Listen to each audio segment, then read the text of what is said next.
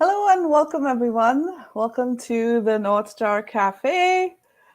Happy New Year to everyone. And I'm your host, Meenakshi Iyer, founder and principal of NorthStar Solutions and Services, which is a boutique future work-oriented coaching, training, and consulting practice. And we have the privilege of serving clients globally by virtue of being a virtual practice. And I want to welcome everyone that's joining us live and also those who will watch the replay. Thank you so much for making the time. And in the new year, we are launching the NorthStar Cafe live stream on a new schedule. So we'll be here at least twice a month on a Wednesday at 11 a.m. New York time. And we hope to be able to reach our audience live in several time zones all the way up to India. So this is such a pleasure to be back here in the new year with all of you. If this is your first time visiting us at the NorthStar Cafe, well, we are a space for action-oriented conversations on leadership development at the intersection of people, process, and technology. Those of you that know me, you know how much I thrive at this intersection. And I support, as a personal agility and self-leadership coach, I partner with mid-career technology leaders in building out their people and change leadership journeys. So the conversations that we have at the NorthStar Cafe are a way of expanding our welcoming guests from different parts of the world to help us expand our horizons as far as different aspects of leadership development is concerned. So having said that, today we have the pleasure and honor of having a special guest all the way from Morocco join us. Her name is Lallia CHERIF. And here we go. Let me bring her in. Welcome, Lallia. Thank you so much for joining us today. Oh, thank you for having me for this opportunity and Happy New Year to everyone. And I am happy to be here. Thank you. Lallia is the founder and the chief business agility coach at Upper Team, which is Lallia's own practice. Congratulations on your entrepreneurship journey, Lallia. And, Yeah, thank you. yeah, that's how we first met about a year and a half or so ago via LinkedIn. And we have continued to cheer each other on our respective entrepreneurship, solopreneurship journeys. And it's absolutely fantastic to have you with us today. So I want to share a little bit about Lallia, and then I'll invite you, Lallia, to share more. So Lallia is a business agility coach, and she has more than 15 years of experience in software development, and particularly using agile frameworks. And she has worked in France and in Morocco, and she's had the privilege and pleasure of working with large organizations in various roles, ranging from us all the way from a software developer or to the head of agile transformation. And she's done this with distributed teams, co-located teams, and multicultural and multilingual teams. And I know this from my own experience with Lallia, that she is a lifelong learner, and she is very, very driven to create impact, valuable impact, and outcomes for everyone that she serves. So that's how she founded Upper Team, as a way to support individuals, teams, leaders, and organizations achieve their goals by using Agile. And that's why we are here to talk about personal agility for organizational agility. I thought this would be a fantastic opportunity to hear from Lallia about her experience and what does agility mean to Lallia, given her experience and things like that. So that's what we're here to talk about today. Agility, personal agility, and at the organizational level, how does it all tie up, etc. So before we get into the conversation, Lallia, I invite you to share a little bit more about your journey, how you got into Agile, and how you started Upper Team. Over to you. Yeah, thank you, Meenakshi, for this beautiful introduction. So I would just add about how we met each other. It was, the time that I was transitioning from being an employee to starting a upper team, and I was really looking for, community, someone that helped me have the courage to go and show myself and promote myself. And I really found this in all our conversations and all the support that you gave me and that you give to all the community. So thank you for that. And so how I ended doing agile. So as you said, I started like a developer, and I had a chance to start on um, it wasn't startup, but it was a small organization that quickly became very big, and we moved or we used agile, to create this big impact in order to have a lot of a lot of not a lot of teams, but a lot of people working together. And I had the chance to quickly become a Scrum Master, and I loved that. I didn't love Scrum, but I love, to be honest, it wasn't Scrum. It was more how our way of working together changed everything. So it was really a game changer for us. So Mm, how we started to collaborate in a different way, how we started to talk to each other in different way, how we started to listen to each other in different way, how we started to work with our client in a different way, how we mm, started, to build a wall around something, around an objective, around a problem, around as a team, really a team. It was the real definition of a team. And mm. that was the game changer. And I just find it, you know, amazing. I was really happy to do that. And I was really happy to help my people and my team experience this and create this environment and help them create this environment that make them just feel good. And when people feel good, they do amazing work. They do they do things that you didn't think that they can do them.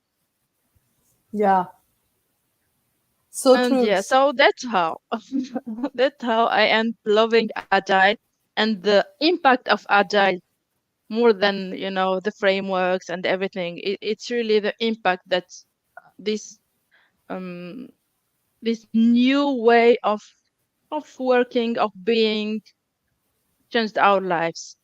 And so I worked with a lot of companies, as you said, and after a while, I, it was a challenge for me.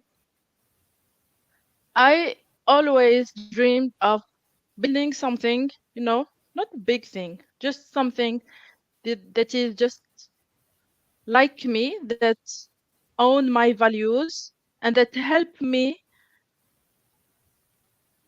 make life my dream to have an impact on the organizations, impact on the people, impact on the same way as I did on one team, two teams, on one organizations, do it for more people. So Hmm. that's why I started the upper team. What a fantastic story and a heartfelt one. Thank you so much for sharing, and also thank you for your kind words about our first meeting and how we kind of have uh, built this sort of friendship and partnership over the past year and a half, and all in a virtual environment, right? And I think Yeah, that kind that's of so blows my true. mind all the time. Yeah. Yeah, And after you shared that, I remember that you were in that at that time you were transitioning into being a solopreneur, and look what you've built for yourself. That's just absolutely fantastic. Congratulations. um, thank you. and yeah, and I remember now, and I missed mentioning this in your introduction, that You're one of the leaders of the Women in Agile community in Casablanca, right? And Yeah. I remember that exactly a year ago, last January, you had me as one of the speakers for your community, and it was such a joy to meet everyone there. And I think that's how I started my year last year. Yours was the Mhm. first Yeah. online meeting that I did. Um, And it, so so yeah, let's yeah. go. No. Go ahead. Oh, go I didn't ahead. mean to. Okay. So I wanted to start us off today, continuing on from what you shared about your inspiration to start up a team and what you are hoping to do. Can we just take a step back and talk about what does agility look like for us as individuals and as the collective? So I wanted to get Mhm. your inputs on what does personal agility really mean to you as an agile practitioner? Yes. So I think that I will start with I for me I there is something that I don't like a lot, so I will start with that. I don't think that there is something such like an agile person and not an agile person. I want just to make this clear, at least for me. And I think that there is some characteristics, behaviors that people embrace more than others, and those characteristics make agile life. It's all a set of behaviors that we have that make us embrace more agility in order to achieve something. Hmm. I, So I love that your definition of agile is a set of behaviors, or agility is a set of behaviors, right? yeah, And there is, yeah, yeah, that's very insightful. set of behavior and also set of stance. How you just show to the world and how you are interacting with each others, how you are with yourself. I think it's all start with how we are with ourselves, and after that Absolutely. how we interact with each other. Hmm. And yeah, I think agility for me is that's what agile for individual it means for me. But Hmm. if we look what is agile, I think the first reference is the Agile Manifesto. Even now, after 20 years, it is still very accurate, and it covers a large scope of what is agile. And I think that if we look on each value and principle, it it must seem very simple. Hmm. There's a lot of people when uh, you talk with them about the Agile Manifesto. Oh no, that things no, we don't want. We know it. We don't want to talk about it. Tell us something more tangible. Tell us. Yeah, I know that you read it, but I don't think that you actually understood it, and that's the difference. Yeah, So yeah. if you take the time to read the values, to understand them, and to live them, and what I mean with living them, it those behaviors, those things that you do to make them alive. All the values, Hmm. all the principles, how you can, uh, I don't know, any one of them just create a set of concrete behaviors that you must have in order to be agile. Hmm. So for What? example, sorry. No, I think there's a bit of a lag. Sorry about that. I think Yeah, I think, yeah. I think you're actually answering my next question. I was going to ask you, like, what are some, like, can you name some behaviors to make it tangible? yeah, that's what I was doing. But I think that we have a quick lag, so we'll do with it. You hear me? Yeah, right. Yeah, I Okay, can hear you. okay, okay. So if I must name some, I will start, with courage. You know what? You know why? Because all the other thing that comes after needs courage in order to do them, in order to have them, in order to uh, be those behaviors, because it is hard work, to be honest. So I would say, for example, to have a great emotional intelligence, this self-awareness, self-regulation, to be able to do introspection, to be able and to do it, to have some times on your calendar, for example, for introspection. And you think, okay, where am I now? What am I feeling? And with practicing, you will start do it just without thinking about it. So when you face a situation, you first think, okay, let's first see what I am feeling. Is it about me? Is it about the others? Is it just something that I think it's like this, or it is reality? It is some bias? Is it, all this self awareness, self regulation? How must I do the next time in order to react in different way? How Mm, must I do the next time to be perhaps more present with my people or for myself, or to be more mm, accountable about something?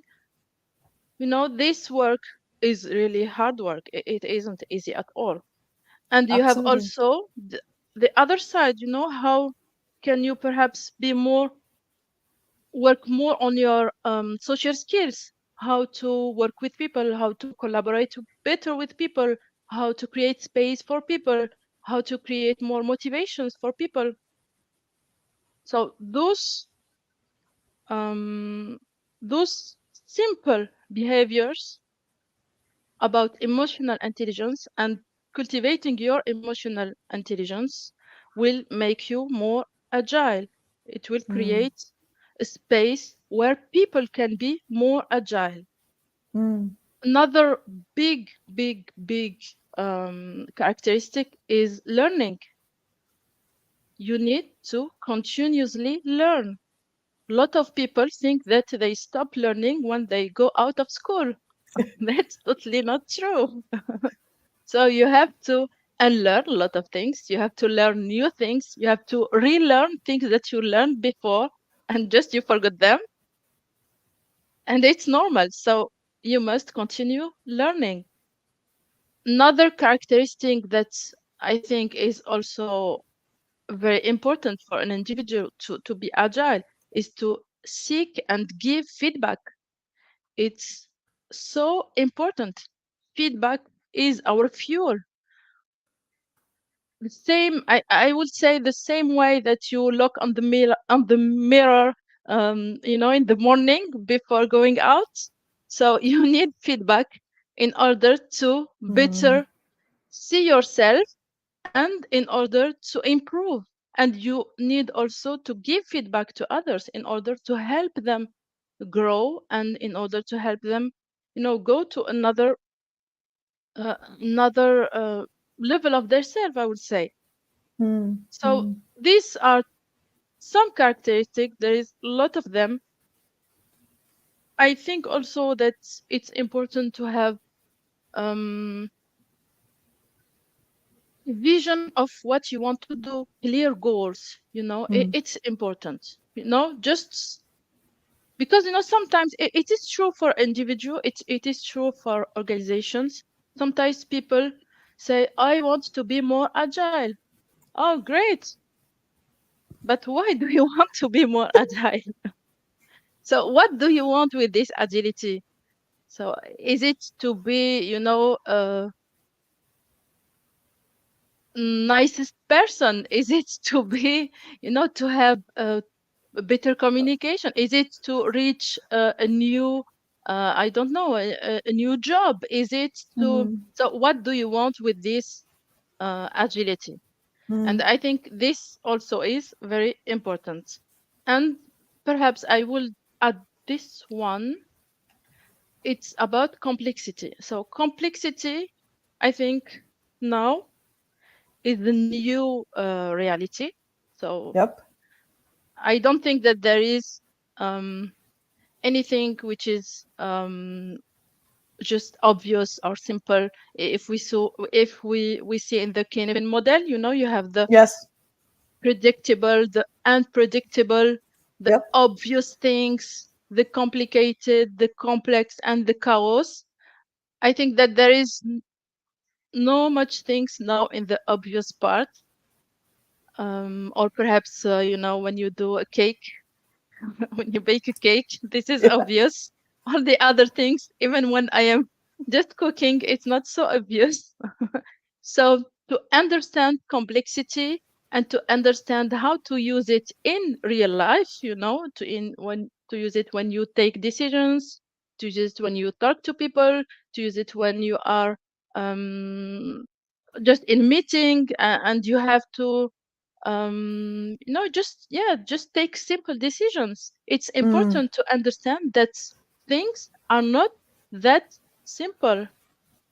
And mm, we as human, we we love the processes, we love the very simple things. We always did A to have B, so we will continue to use A in order to have B, even if the world had changed.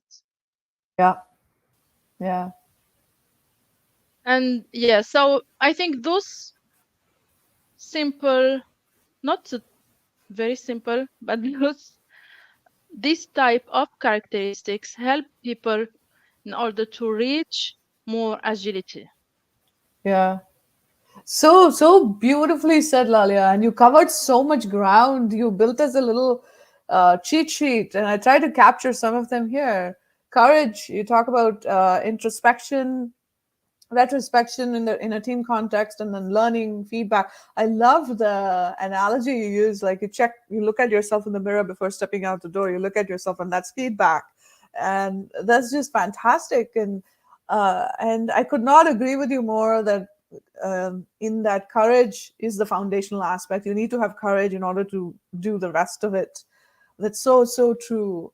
The other Mm. thing that stood out for me in what you shared is um, what you started off with, right? That agility is a set of behaviors. And I think that's such an accessible definition of agility, especially in our in our in our industry, where every organization in software and product development wants to be agile, and every second person on LinkedIn that you can find is an agile coach. So there is such a uh, overuse of this term, right? And it's led to a lot of uh, misunderstanding of what agility really is. And then we somehow have made this way more complicated than it needs to be.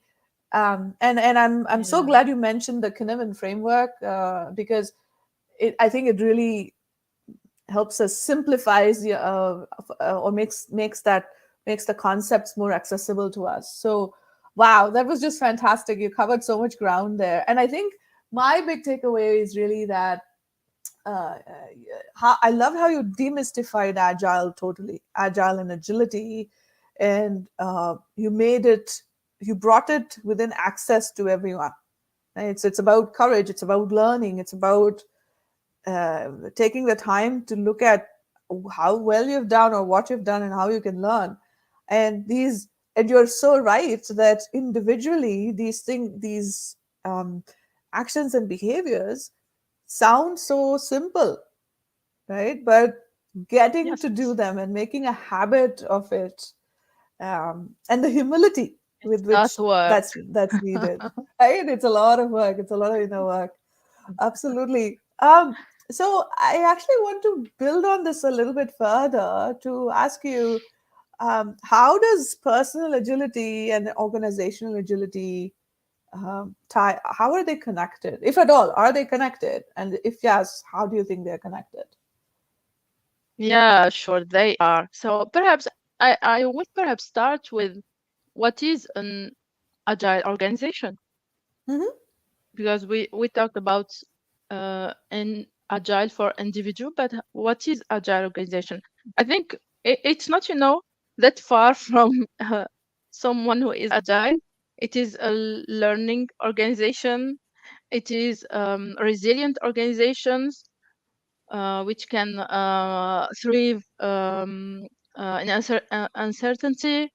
Mm-hmm. It is purpose-driven organizations that can make people, work towards a clear purpose.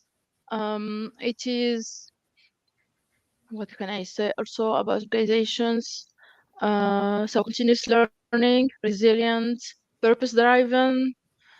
So I think that's the perhaps the most important for me. It's also an organization that can embrace change, that can pivot quickly, that Mm-hmm. can seize opportunities and not just uh, be um, not. It's not that you are I don't know how to say it. It's not enduring change. It's you embracing change. Uh, Mm. Change is so Endure, embrace important. versus endure. Wow, Yeah, what a distinction to make. Absolutely. yeah, that's very important, because a lot of time we just endure a change, even as even as employees in our organization, when there is a change in the organization, when we are embracing a new methodology, when um, we are creating new products, a lot of things, and all this change, a lot of time, is a big opportunity. Mm. So when you change your way of just seeing that, it's very important. And it's the same for the organizations. A lot of organizations try only to maintain what they do best, what they know best, and they didn't, try to perhaps just see what's going on the market, what's going on the business, Mm. what is changing, how their clients are changing. And they Mm. missed a lot of opportunities, and a lot of Mm. organizations just died with due to this. So for me, an agile organization, it's this. It's learning organization, purpose driven, resilient organization who can pivot quickly, seize Mm. opportunities, and embrace change. Mm. Thank you. Thank you so much for that. Oh, I think, and I want to call this out for everyone that's watching live and that will watch the replay. If you take away nothing from this conversation, I would love for you to think about embrace versus endure. Are you embracing change? Are you being change ready? Because we all talk about how change is the only constant, but how much do we really uh, practice that? So, are we being change ready? Are we embracing change, or are we simply enduring change? And which side of the spectrum uh, would you want to be? I think that's a Mm. great call out. And I saw a comment here from Sajid. Thank you for that, Sajid. He says continuous learning is a key factor for personal agility. Expecting someone else or a company to decide for you is unrealistic. Need to take ownership and design our own careers. Design theory and agile methodologies for career growth have to be taught early. What do you say to this? Thank you, Sajid. I think, yeah, that's so true. You know, um, a lot of people want, more freedom. They want to, they, they, they want a lot of things from their organizations. But to be honest, they can do a lot of things for themselves. Mm, And learning is one of them. Seeking mm, feedback is one of them. So you don't have to be just here and wait for someone to give you something. You are the first responsible of your own learning, your own development of your life. Yep. So be active, do it. Go to your organizations, ask for new learnings, learn new things, experiment. I don't think that anyone who wants to try something new and go to his manager and tell them, oh, I want to try this because it will make us more, I don't know, it will make us create better products, but I think that I will be we will be doing projects faster, I think. And the manager will say, oh, no, we don't want it at all. That's not true. It happens, but it is very, very small, percentage of people. Yeah. That resonated with me so much, Lalia, because my specialty in professional coaching is personal agility and self leadership. And that's what I focus on with my clients. And I always bring folks back to what is the one thing that you can do to move forward that is in your control. And you're so right that, and thank you, Sajid, for bringing up this Yeah. aspect and this perspective. Um, we wait for things to happen to us, and I love what you said. Engage actively in your own life, like be active, and that's true for your careers, for your life as well. And that's the other thing, right? Demystifying agility. Agility is not this thing that needs to be high up there. It's available to all of us. It's in the fundamental things that we do. It's so easy for us to adopt these behaviors if we pay attention, if we pause to pay attention. Yeah. um, and I loved your perspectives on that, Lalia. I do want to ask you. I have two questions actually. As you were sharing, it Mm. came up for me. The first one is, you have worked in multicultural environments. You live in you're originally from Morocco. You lived there, but you've also lived and worked in Paris. You've worked in banks. You worked in large organizations, um, and I wanted to hear a little bit about your experience. And I understand the confidentiality aspect of your clients, so totally understand that and acknowledging that. Whatever you can share about your experience in working in different languages, because I think you speak French and Arabic, yeah, and English, of Yeah. course. So, have you seen any influence on the ways of working based on culture and language? What's your experience been like? Oh, oh yes. That there is big impact of the culture of a country inside an organization and inside people themselves. So when, for example, when I was working in France, I worked in a very multi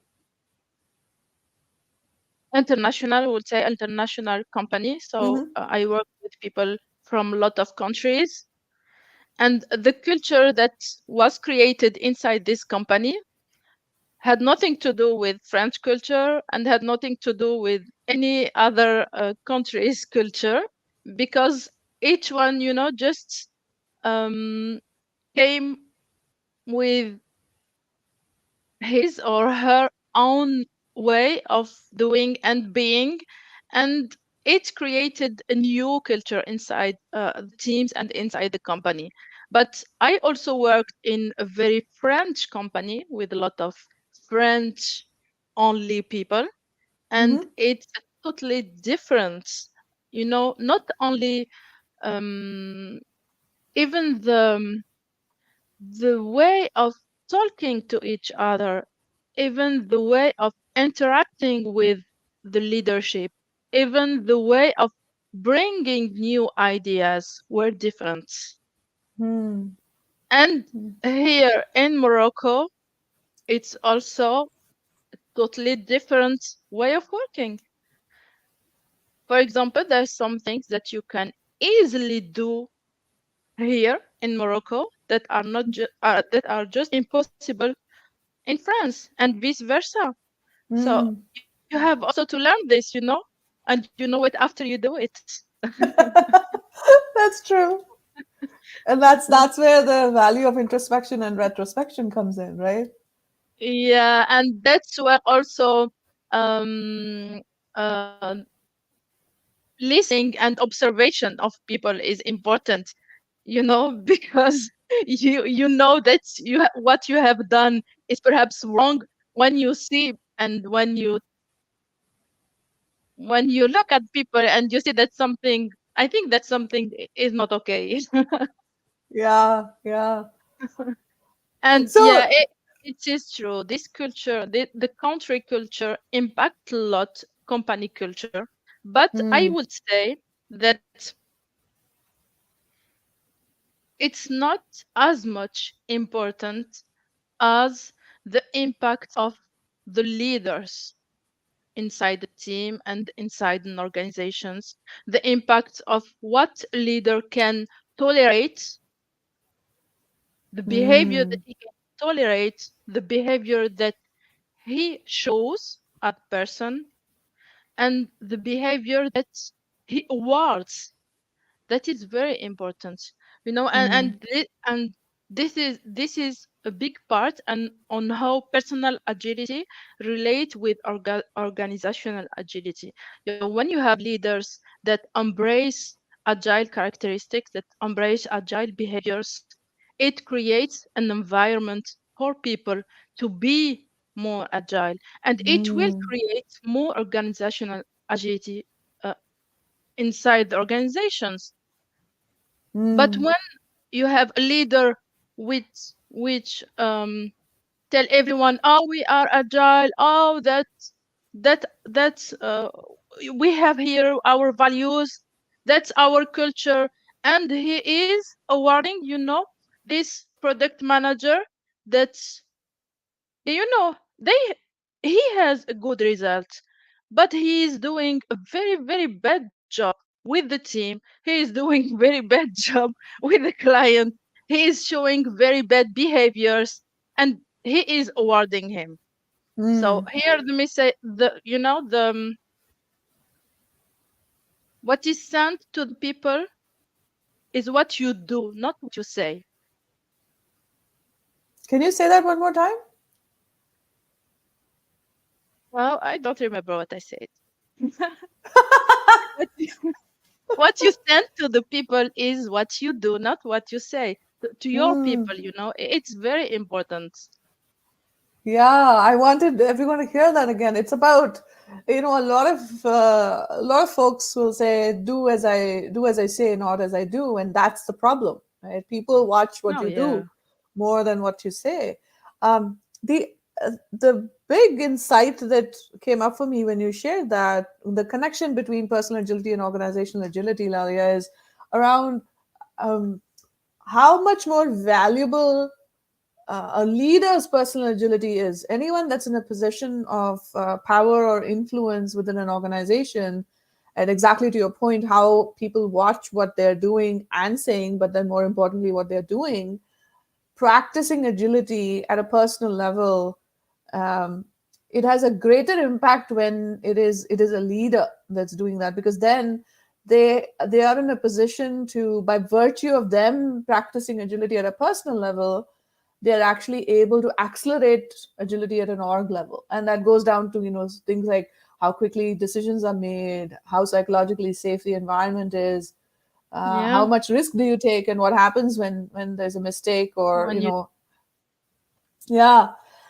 So the the more influence and power you have within an organization, the your that individual's level of personal agility becomes even more important. The more important them being personally agile becomes to the organization, and that's such a great call out.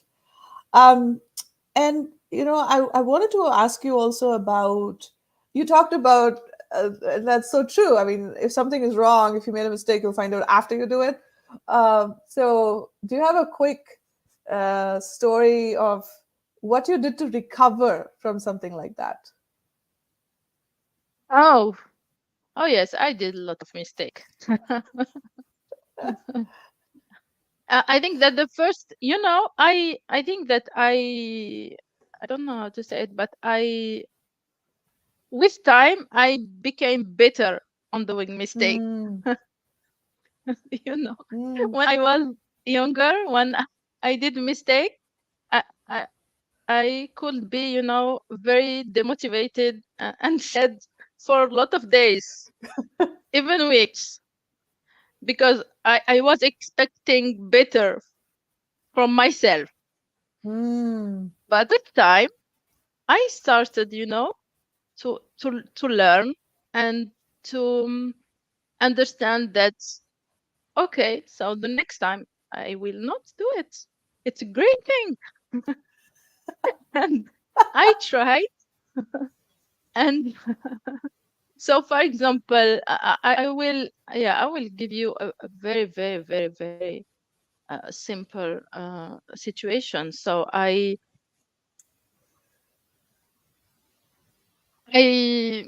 try to implement a new practice. I try to implement new practice. So I gave the practice, the details of the practice, how we will do it. I explained to the people, etc. And it was just not working at all. Not at all. Not not anyone wanted to just do it. Okay, it happens. So what you do next wasn't a mistake? No, it was an experiment and it didn't work. So that's not problem. I learned that people don't, perhaps this outcome is not very important for them. I mm, learned that this subject is not very urgent or is not in their actual, lists of things to mm, do. I learned that I didn't use the best way to make, people interested in this topic. mm, I learned that perhaps I was pushing too hard on people. I also learned that perhaps, how to say it? I it's like that I wasn't talking the same language that the people. mm, mm, And all that insights were very useful. mm. And I used them in order to make better the next time. Yeah, yeah. That is just fantastic. First of all, I loved how you started off with sharing your own learnings from that, right? And what I picked up was you became kinder to yourself. Oh, yeah, And that's true. right. And the second thing, I loved what you said. It's like it's an experiment, and I don't know what it's going to be like. And I often talk about that, and I think that helps us. We are so tuned to labeling things as success and failure, and then we talk about failing fast and things like that. I think really, um, we never know the outcome until we do something, and then so being open to whatever emerges as a result of whatever actions or behaviors that we are adopting, I think saves us so much of heartache, and I think it leaves us more open to learning. And I loved how you rattled off all the different points of learning that you had, and the other thing is you also brought it back to something you started the conversation with, and it is around what is it that you as the individual can change or can do differently. You never once said anything else about the others. Everything was inward for you, and I love that. You are beautifully you model that. Maybe I didn't speak their language, maybe I pushed it too much, or maybe they were not interested in this at this point in time, it was not a priority. Everything, you're looking at how you as an individual would do it differently the next time. That was Yeah, and fantastic. know, that's that was the result of me working on myself. So I learned a lot, and this Mm. came from lean change management, and Mm. that's totally true. That's totally came from lean change management. And when I was working, taking the courses and working toward this, and I just shifted my how I was looking to things, and it's also the result of me working on my coaching journey Mm. that helped me a lot, even for myself. Yeah, yeah. I And can and so yeah, and sorry, go ahead. no, no, go ahead, go ahead. Yeah, and that's so I brought the coaching, and you are a coach, and a personal agility coach and leadership coach, and I think that's, as we said, personal agility, organizational agility work together. You need to create space for people to be more agile. You need to create space for people to collaborate in a better way. You need to create space for people to grow together. You need to create a space for people to learn together. Mm. And that's important. And coaching here is very important. You need to let off command and control and start to be more, you know, you you are still a leader, a manager, even if you are not giving orders, and Yep. that is something that a lot of people, I think, don't realize. Mm. You are Mm. here to make people grow, and you are here to help them, to coach them. I don't say that you will just stay here and tell them, oh, what will you do in this case? No, that's not it.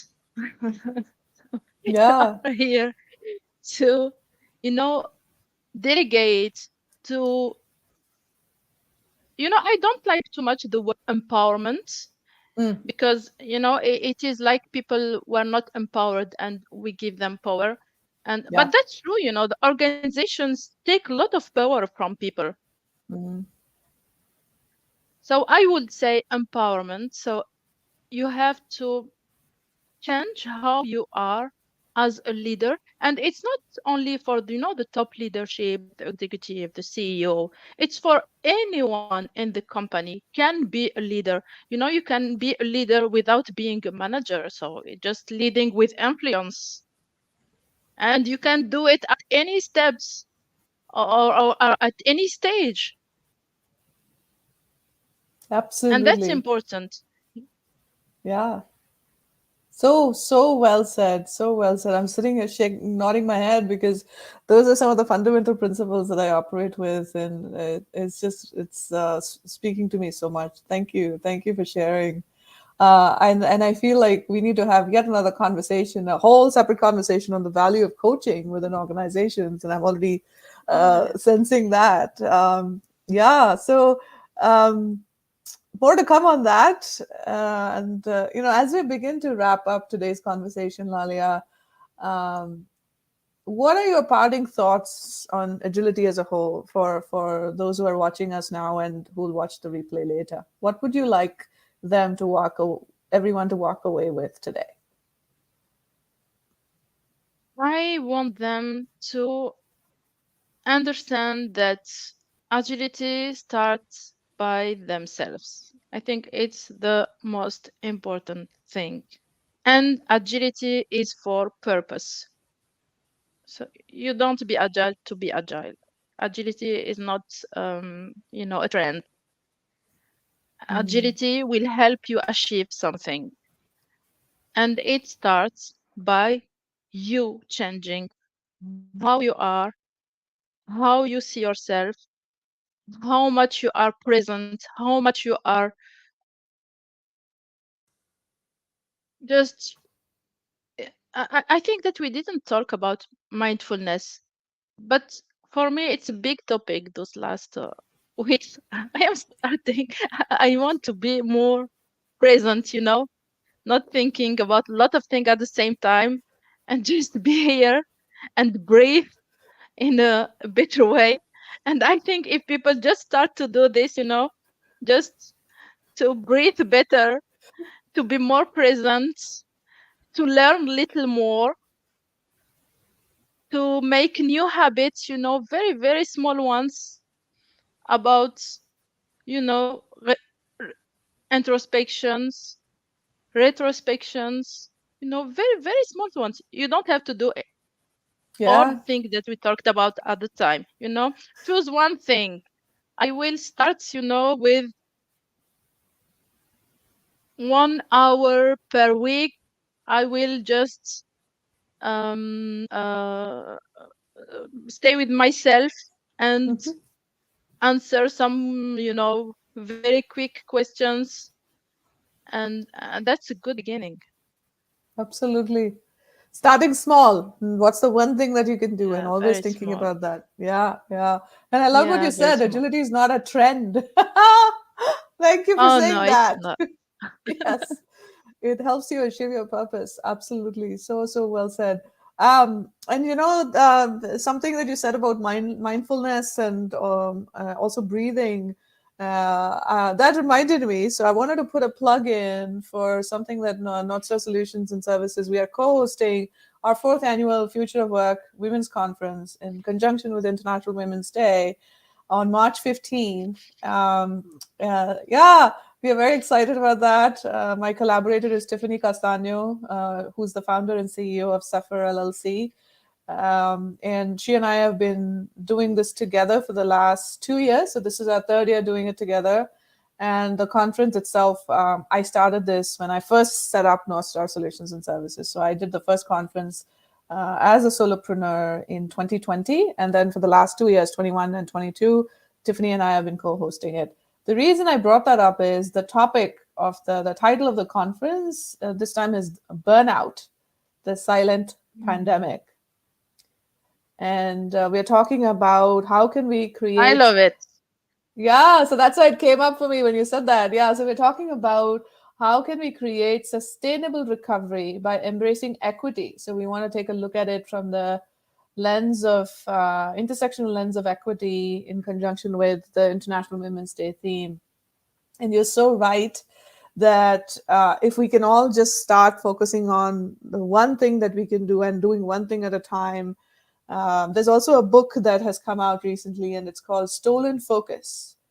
Mm. And Johan Hari is the author of it. And it really talks about the same thing. How mindful are we being, and um, how can we bring the focus back to monotasking, right? And the Mm. author talks about very intentionally. He's chosen the title of stolen focus. He said we haven't lost it. We have allowed everything else around us to steal it from us. So that's why the title of That's the so book. true. Yeah, That's yeah. why I So don't have any notifications on my phone. same here. Yes. That's the way to be, right? How do you preserve your focus? Absolutely. Well done. So thank you for bringing that up, and definitely there's another conversation in the making, talking about coaching and mindfulness and all of that. So let's stay in touch and bring this back. Maybe do a part two of this conversation. Yeah, Um, we'll be yeah. happy So to. Thanks again for having me. of course. And I wanted to ask you to tell people how to connect with you. What's the best way to connect with you? Oh, sure. So you can just, send me a connection, a message, what you want. I will be very happy to talk to you. Okay. So And if you LinkedIn. want anything about Agile, you're welcome. Yes, absolutely. And I invite you to also share your website and other details on a follow-up post for this, so Yep. people know how to connect with you, and also invite you to facilitate conversations within their teams and organizations around personal and organizational agility. Yeah, That's awesome. Thanks that's for the wonderful. opportunity, Nakshi, once again. Absolutely. Absolutely. So this was fantastic. So again, once again, we want to thank everyone that joined us live and everyone that will watch the replay. If you have any questions, we'd love to hear your thoughts on what we chatted about today here around personal agility for organizational agility, your experiences around that and your thoughts. And feel free to connect with Lallia and myself here on LinkedIn. And we look forward to having you here again at the NorthStar Café at 11 a.m. New York time in a week or two. So stay tuned. And follow us on LinkedIn, follow Lallia on LinkedIn, and myself and our respective companies, Upper Team and NorthStar Solutions and Services, so that you are notified of any future conversations that we come together for. So once again, thank you very much. Wish you all a very happy new year once again, and have a wonderful rest of your day wherever you are. Thank you. Thanks, everyone. Yep. Bye. Bye.